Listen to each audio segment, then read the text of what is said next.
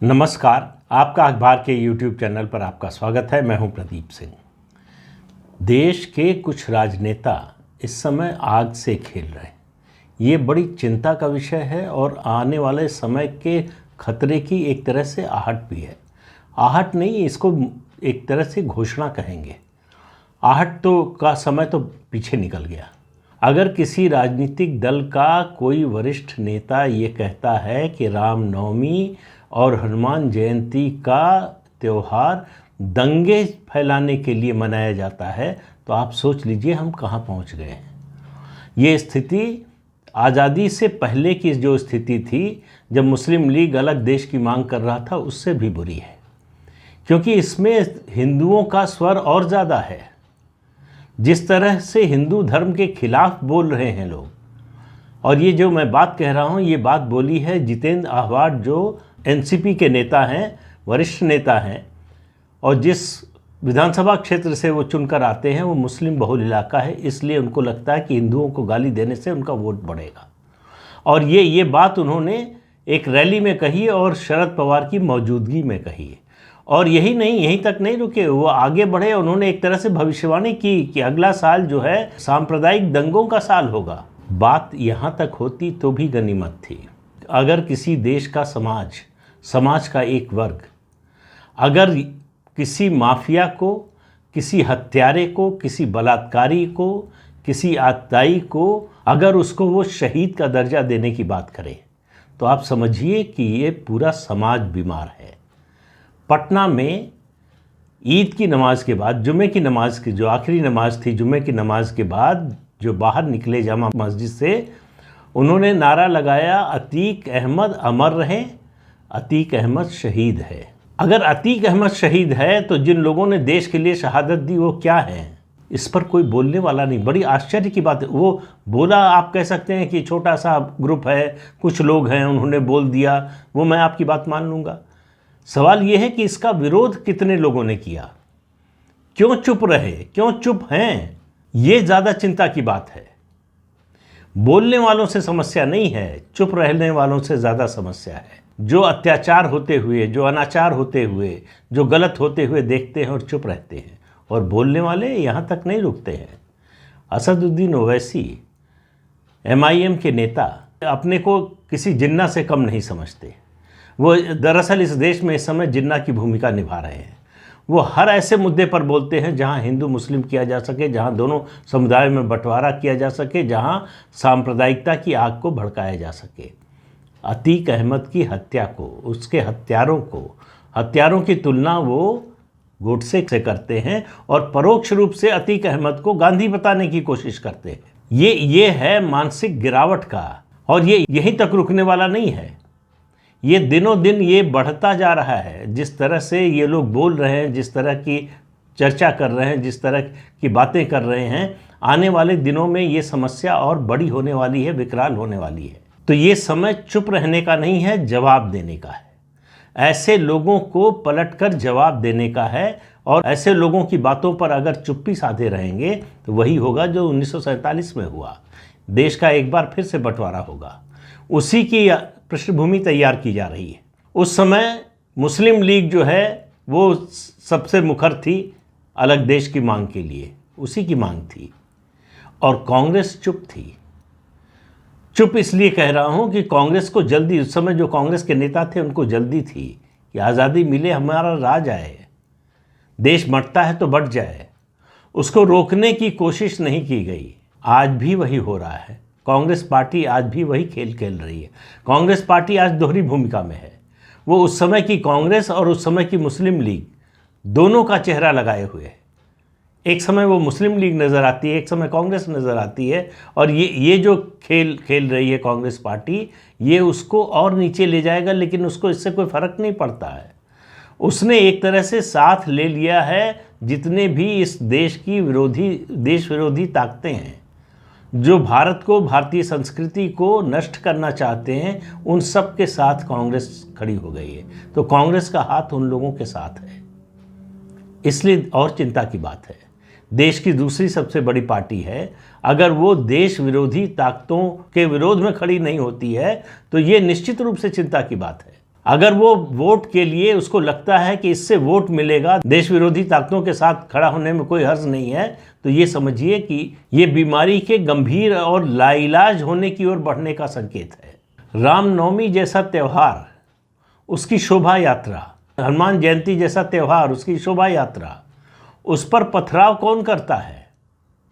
अब आप देखिए, बड़ी विचित्र बात हो रही है कि जो पीड़ित हैं उनको ही आरोपी बनाने की कोशिश हो रही है।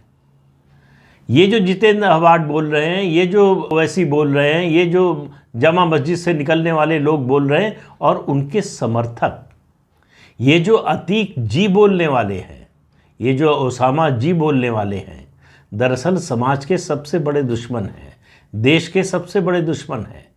यही लोग इस देश के फिर से एक बार बंटवारे की नींव रखने की कोशिश कर रहे हैं। इस समय भी अगर हम लोग चुप रहे तो निश्चित जानिए कि आने वाला समय बहुत बुरा समय आने वाला है। ऐसे लोगों के खिलाफ मैं तो बहुत समय से कह रहा हूँ, बार बार कह रहा हूँ कि ऐसे लोगों के खिलाफ कानून बनना चाहिए, जो देश विरोधी बात करें, जो समाज विरोधी बात करें, जो भारतीय संस्कृति के विरोध में बोलते हों, उनके खिलाफ कानून बनना चाहिए, सज़ा का प्रावधान होना चाहिए।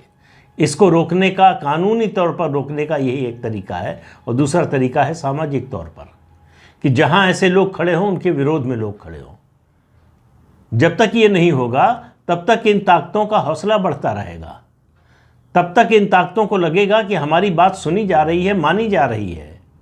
और जब तक उन्हें लगेगा कि उनकी बात सुनी जा रही है, मानी जा रही है, तब तक उनका उत्साह बढ़ता रहेगा, वो और बढ़ चढ़ कर बोलते रहेंगे। आप देखिए, जामा मस्जिद में जो कुछ हुआ शुक्रवार को, जब ये आप देख रहे हैं तो शनिवार की रात है, अभी तक बिहार सरकार की ओर से कोई कार्रवाई नहीं हुई है, कोई बयान नहीं आया है, नीतीश कुमार का कोई बयान नहीं आया है। तो नीतीश कुमार दरअसल उसी राजनीति पर चल रहे हैं जिस पर मुलायम सिंह यादव चलते थे, जिस पर लालू प्रसाद यादव चलते थे। उनको लग रहा है कि इससे हमारा जो मुस्लिम जनाधार चला गया था वो लौट आएगा। इस देश के ज़्यादातर विपक्षी नेताओं को चिंता सिर्फ एक बात की है कि कैसे मुस्लिम वोट मिले, क्या करने से मुसलमान हमारे साथ आएगा, मुसलमान के लिए क्या करने से नहीं। हम मुसलमान के किस मुद्दे पर, वो चाहे छोटा सा वर्ग हो, उसके मुद्दे पर साथ खड़े हों, तो क्या मुसलमान हमारे साथ आएगा? इसके लिए तैयार है। अगर अतीक अहमद को शहीद बताने की कोशिश होती है, अगर अतीक अहमद अमर रहे का नारा लगता है, तो आप समझिए कि उसका विरोध नहीं करने का मतलब और क्या हो सकता है। और मैंने पहले भी कहा था, रामनवमी के जुलूस पर यह हमला जो है वो आज से शुरू नहीं हुआ है, बीजेपी के बनने के बाद नहीं शुरू हुआ है, आरएसएस के बनने के बाद नहीं शुरू हुआ है, 300 साल से हो रहा है। 300 साल से हो रहा था, उसका नतीजा ये हुआ देश के बंटवारे में। उस समय जिन्ना ने कहा था, बड़ी मशहूर स्पीच है उनकी, कि अगर आप लोग ये समझते हैं कि इस देश में हिंदू मुसलमान एक साथ भाईचारे के साथ रह सकते हैं, तो अगर ऐसा आपने किया तो देश का इससे बड़ा नुकसान और कुछ नहीं हो सकता। जिन्ना ने इसी आधार पर जो है, हम हिंदुओं के साथ रह ही नहीं सकते, बंटवारा हो गया, अलग देश मिल गया। अब समस्या क्या है? हिंदू अपना त्यौहार मनाएं, इसमें समस्या क्या है? इस पर हमला क्यों होता है? इसका जवाब जो लोग मुसलमान वोट लेने के लिए इतने आतुर रहते हैं उनकी ओर से नहीं आता है।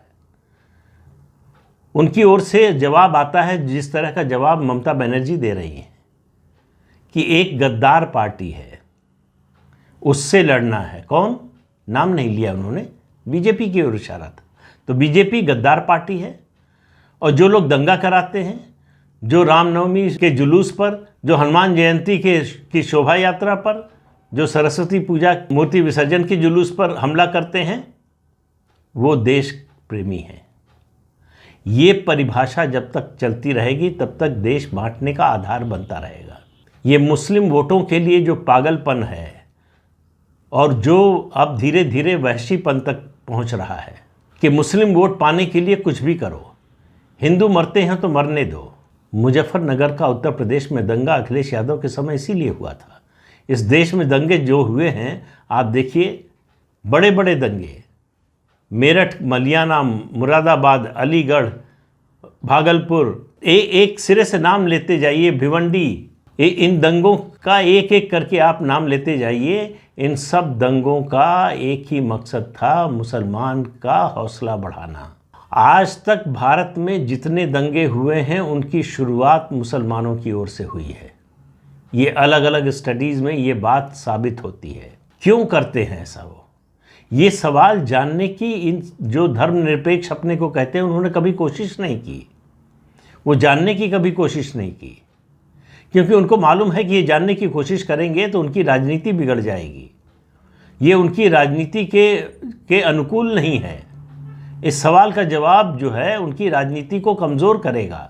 मुसलमान समुदाय की, मुसलमान समाज के विकास की, उनके रोज़गार की, शिक्षा की, उनके स्वास्थ्य की चिंता करना अच्छी बात है, होना चाहिए, लेकिन वही नहीं हो रहा है। जो कर रहा है उसको गद्दार बताया जा रहा है। जिन्होंने 75 साल तक कुछ नहीं किया वो उनके रहनुमा बने हुए हैं। अब आप इस विरोधाभास को देखिए कि जिन्होंने शोषण किया, वोट लिया और कुछ नहीं दिया, वो मसीहा है। इस तरह की स्थिति आपको दुनिया में शायद ही किसी देश में देखने को मिले। और आप देखिए अदालतों का रवैया भी देखिए। रामनवमी के जुलूस पर, शोभा यात्रा पर हमला हुआ, देश के कई राज्यों में हुआ। इस मुद्दे को लेकर कुछ संस्थाएं गई सुप्रीम कोर्ट। सुप्रीम कोर्ट ने कहा कि हाई कोर्ट जाइए। बड़ी अच्छी बात है। सुप्रीम कोर्ट छोटे छोटे मामले सुनता है। सुप्रीम कोर्ट के पास समय नहीं है, उसे तय करना है कि जो है एलजीबी का मतलब पुरुष पुरुष और स्त्री स्त्री का विवाह कैसे हो, इसकी जल्दी में है सुप्रीम कोर्ट कि जल्दी से जल्दी कराया जाए, वरना देश रसातल में चला जाएगा। तो रामनवमी के जुलूस पर हमला हो, हिंसा हो, उसके लिए हाई कोर्ट जाइए। लेकिन अतीक अहमद की हत्या पर जो है सुप्रीम कोर्ट सुनवाई करेगा, उसके लिए सुप्रीम कोर्ट नहीं कहेगा कि हाई कोर्ट जाइए।